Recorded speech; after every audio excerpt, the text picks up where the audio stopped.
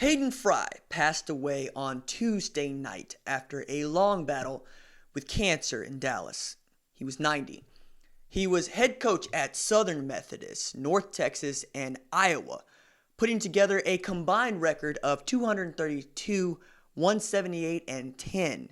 He won Coach of the Year in the Southwest Conference, Missouri Valley Conference, and yes, in the Big Ten Conference. Sporting News named him National Coach of the Year in 1981, and he was inducted into the College Football Hall of Fame in 2003.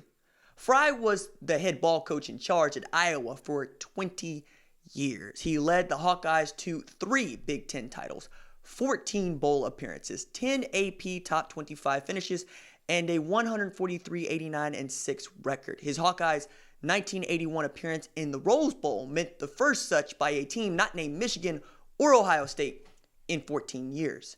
The Tigerhawk logo on every Hawkeye sports item that sports the University of Iowa, yeah, he came up with that.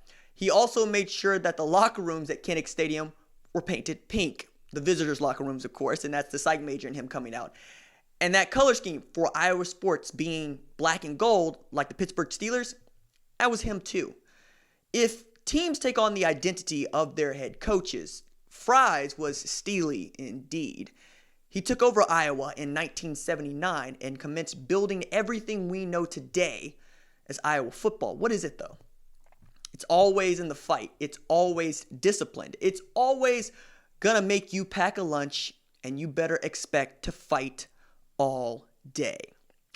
On the day he was hired, he told the Cedar Rapids Gazette, "We will be colorful, tough, and we will have exciting football.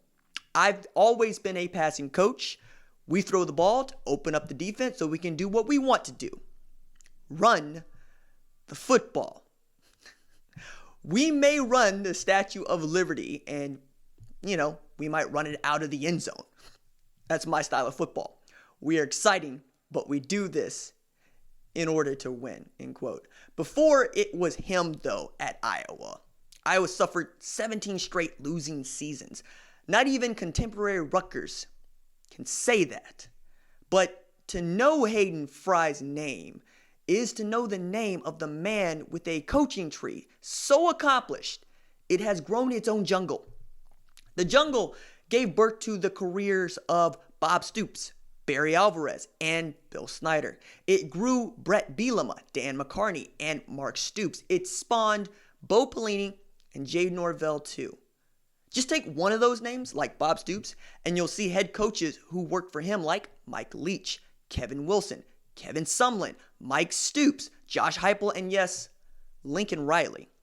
Like I said, it's a jungle. In all, 13 Fry assistants became head coaches and were more successful in large part than he was, which is the ultimate mark of a mentor. Hayden Fry's 1983 staff was arguably the greatest collection of coaching talent in the history of the game. Black Pants Gold Hearts had this to say: "It was a group that would go on to win a staggering 722 games as head coaches, including 32 bowl wins, 9 BCS bowl wins, 35 top 25 finishes, and 22 in the top 10, 15 major conference titles." Carl Jackson worked for not only Fry, but George Seifert, John Malkovich, and then there was Kirk Ferentz, who was his first running back coach and remained with the Hawkeyes for 22 years. More on him in a minute. Don Patterson worked for Fry at North Texas. Patterson eventually became head coach at Western Illinois. He finished 63-47, won 2 conference titles, and made 3 playoff trips with the Leathernecks. Patterson ended his head coaching career as the second winningest coach in Western Illinois history. Bob Stoops got started playing for Fry. He was a defensive back for him and stayed on as a graduate assistant in 1983 and a volunteer assistant through 1987. That's when Bill Snyder left Kansas State and Stoops joined his staff as defensive backs coach and eventually defensive coordinator. Stoops spent 3 years with Steve Spurrier in Gainesville, and then you know what happened next, right? Bill Snyder was on Fry's staff at North Texas in 1976, and he moved with Fry to Iowa in 1979. He left his offensive coordinator post to take over one of the worst programs in college football in Manhattan.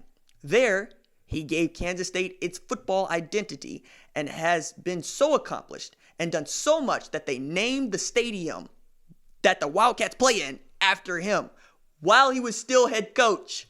That's unheard of, but not a soul who knows college football bucked at that. And then finally, there is Kirk Ferentz. He succeeded Fry in 1998, and he's held the job as Iowa Hawkeyes head football coach ever since. Before arriving at Iowa the first time, he played college football at UConn, GA'd there, coached at Worcester Academy, and GA'd at Pitt, and then needed a job. Ferentz said back in 1981, he sent 3 job applications out. 1 went to Appalachian State. He never heard back from them. He sent 1 to Hawaii, had a phone interview, but they needed someone who knew the West Coast. The 3rd went to Hayden Fry at Iowa. Coach Fry hired Ferentz based on Coach Joe Moore's recommendation, and in spite of his lack of experience and local knowledge, showed him how to build a program and maintain winning. Fry was born the same year the stock market crashed in Eastland, Texas in 1929, a bright light born in a dark world. He was raised in Odessa. He was a captain in the Marine Corps. He's still a Marine.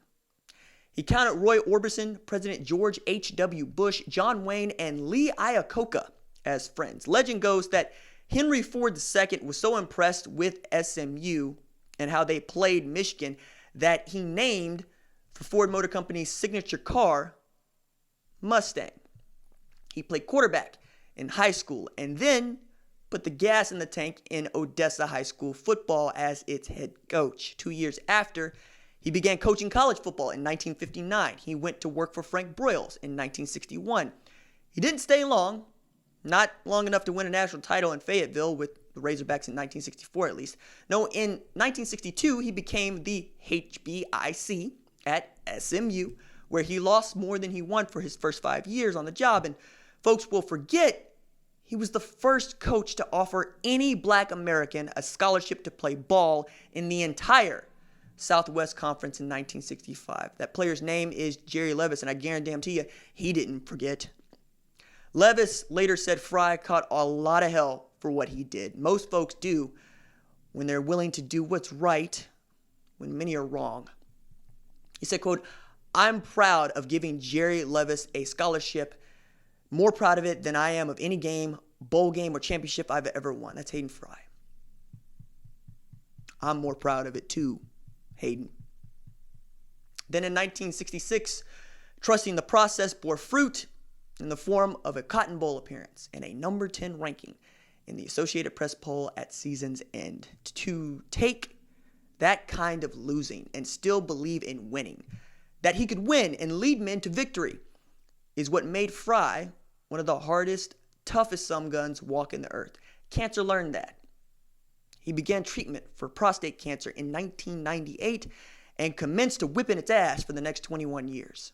Remember, Hayden Fry passed at 90, older than many of us will be when we go. And he did it in secret. He said, quote, "My doctor at the hospital said, 'Coach, you may be the luckiest guy in the world. You're almost 70 years old, and you're in really good physical condition other than the cancer.' He said I could live another 5 years. That was 16 years ago, and I'm still here." That was Fry in the Cedar Rapids Gazette in 2015 while still living in Nevada. And that's tough. But what else did we expect from the man who wore black shades like he was about to crawl across the roll cage into the number 3 car and show these boys what intimidation really looks like when the boss shows up to rub them on the side and kick them in the ass? But Fry wore those black shades before Dale Earnhardt was even thought about. Now, when you see a football coach with sunglasses on a football field, perhaps you'll think of Hayden Fry. Deuces.